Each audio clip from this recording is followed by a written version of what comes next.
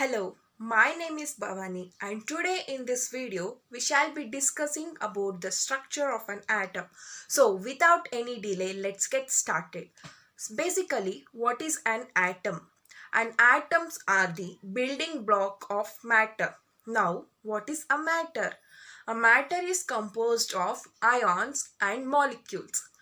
Now, how does an atom look like? Or what is the shape of an atom? And atoms are spherically shaped, which consist of protons, neutrons, and electrons. We all know that protons are positively charged, neutrons are neutral in nature, and electrons are negatively charged particles. The nucleus of an atom, which are densely concentrated in the center, composed of proton and neutron. Therefore, the net charge of nucleus is positive.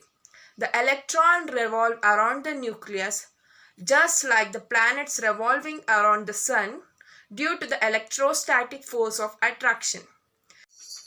In order to study the structure of an atom, certain scientists have come up with their theories and experiments such as Dalton's atomic theory, J.J. Thomson's cathode ray tube experiment and plum pudding model, Rutherford's scattering experiment, and Bohr's atomic model.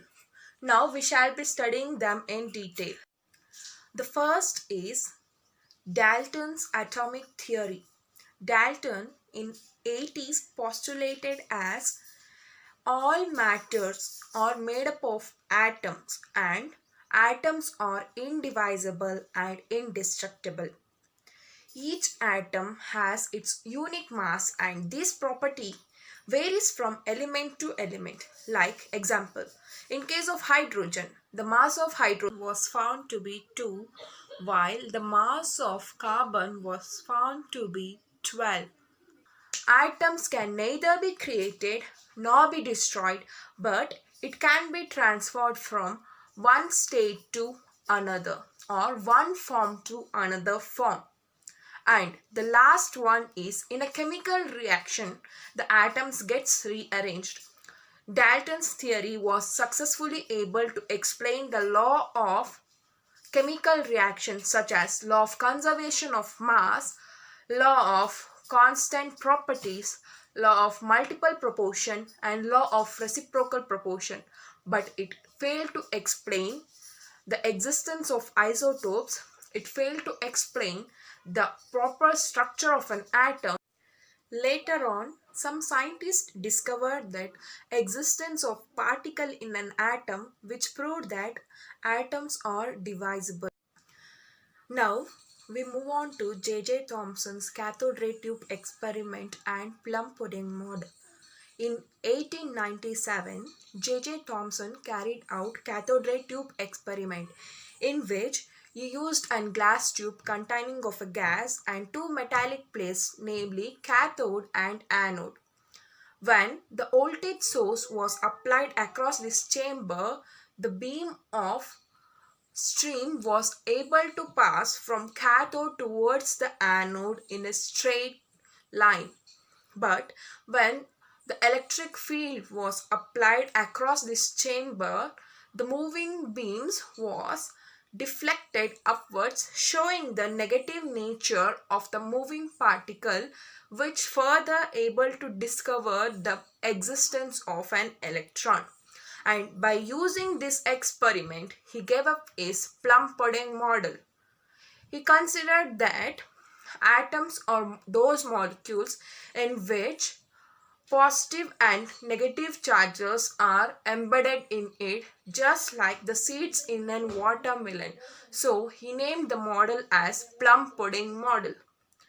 Even though J.J. Thomson's plum pudding model was able to explain the structure of an atom, but it fails to give the information about the nucleus of an atom, and it was failed to explain the stability of an atom. It also failed to explain the Rutherford scattering experiment. Now, we move on to Rutherford's alpha scattering experiment. In 1911, Rutherford carried out the alpha scattering experiment, in which he bombarded a thin gold foil with fast moving alpha particles, and the thin gold foil was surrounded with fluorescent screen of zinc sulfide. Whenever the alpha particle was able to pass through the thin gold foil and strike the screen, a tiny flash was produced at that point. Ford made some of the following observation during the experiment: that most of the alpha particle passed through the foil without having any deflection. Out of many, only few particles underwent deflection by making a small angle, and very few more particles were able to get deflected back through making an angle of 180 degrees.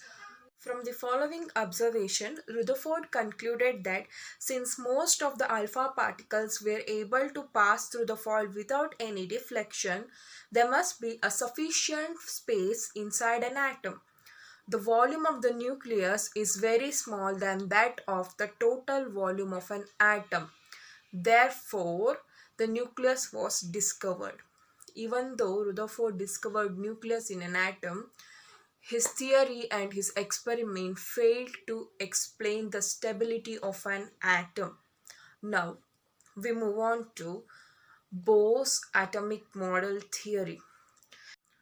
Niels Bohr in 1912 postulated his atomic model as electrons revolve around nucleus in definite energy levels called as orbits or shells in an atom without radiating any type of energy. Electron never gains or loses energy as long as it stays in a shell. Gain or loss of energy occurs due to the jumping of an electron from one state to another state, or one energy level to another energy level. The angular momentum of an electron is equal to nh by 2 pi. The angular momentum of an orbit depends upon its quantum number, and it is integral multiples of factor of h by 2 pi. Therefore, mvr equal to nh by 2 pi, where n is the quantum number 1, 2, 3 and so on. Bohr's atomic model successfully explained the stability of an atom, and it also explained the spectral lines of hydrogen such as Lymer series, Balmer series, Brackett series, Pfund series and Paschen series. But the only drawback of Bohr's atomic model was it was only applicable to hydrogen atoms. It was unable to find the spectral lines of atoms of higher atomic number, and it failed to explain Stark effect and Zeeman effect. By this, we are going to end this video. Hope you like this video. Thank you.